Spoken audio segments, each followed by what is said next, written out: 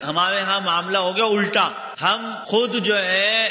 وہ اللہ ہم سب کی حفاظت فرمائے بڑے بڑے گناہوں میں مبتلا ہوں گے، سود خوری میں پڑے ہوئے ہیں اور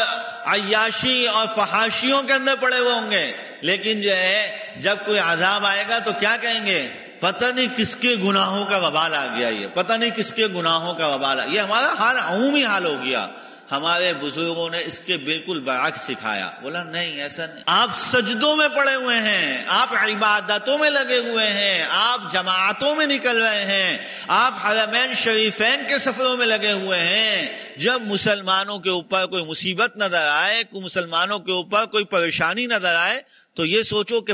ہو سکتا ہے کہ یہ میرے کسی گناہ کی وجہ سے سب کے اوپر فساد آ گیا، اور جب انسان یہ سوچنے لگ جائے گا تو توبہ اور استغفار کی توفیق مل جائے گی، اور توبہ استغفار جب عام ہوگی اللہ رب العالمین کی رحمتیں بھی عام ہو جائیں گی۔ ایک بات تو یہ فرمائی